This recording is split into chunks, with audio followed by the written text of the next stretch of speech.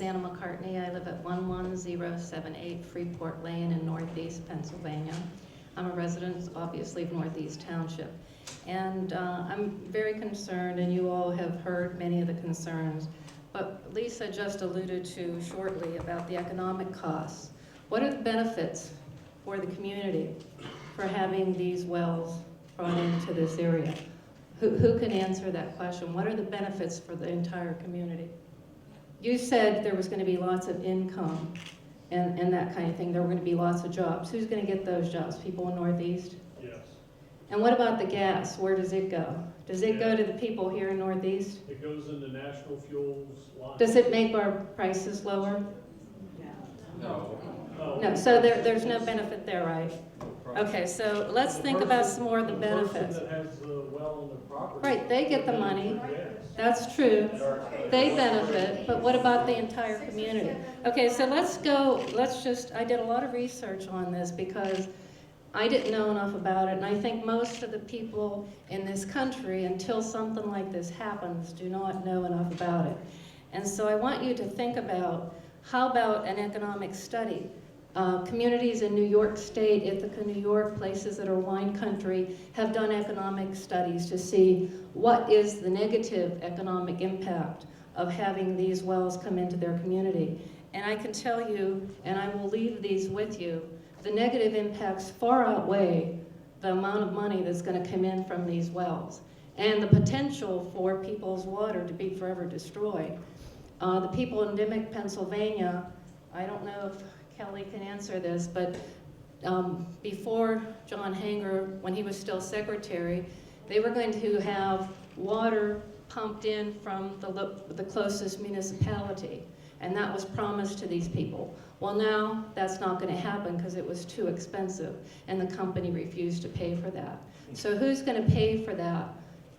Because it's going to be very expensive. So that the different economic downfalls of having these wells don't benefit the community. They might benefit a few, they might benefit the oil and gas company, but let's think about the entire community here, because that's what we're looking at. I really feel for the people who live near there whose water may be affected, and I hope that you all will think about how would you approach this problem if it was in your property. How would you feel if your water all of a sudden became polluted? And even if there's a chance, I can ask you, can we get along without more fossil fuel?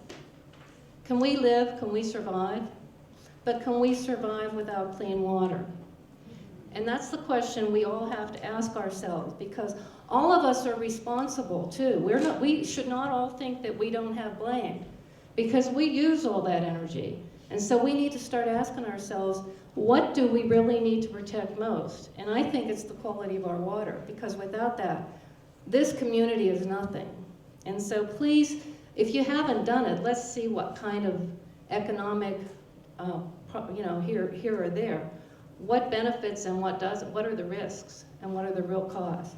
Nobody mentioned the trucks and the roads and who's going to pay for those and how many trucks are going to be going on those roads. And what about the spills from those trucks? There were so many violations of trucks not too long ago by the state police across the state from these trucks who were bringing back and forth water, or bringing water from these sites, that it was just unbelievable. So those are all issues that I hope you'll consider. I also have some wonderful questions that the town of Ithaca has asked. They have a moratorium. Why can't we have a moratorium until we investigate some of these issues before we allow this to proceed? And then we're sorry because we didn't really look at all those issues. So please think about.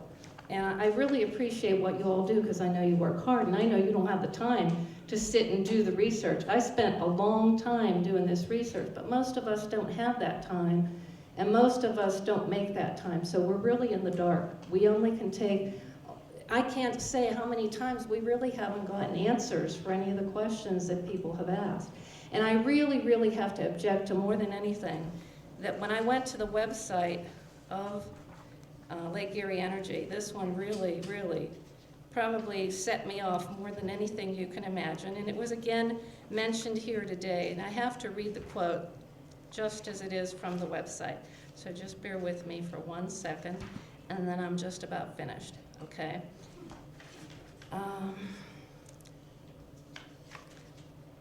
And a lot of this stuff was covered, so, but I will leave you with all the questions.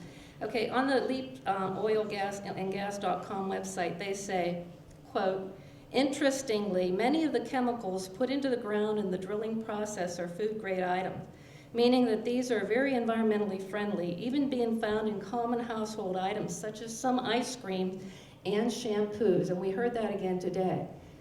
But when I asked the question, what about the bad compounds? Why aren't you telling us those?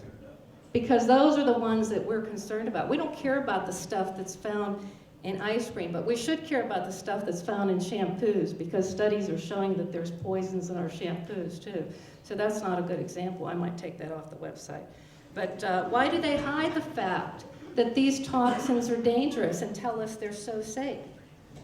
I just really don't understand how they can get away with it.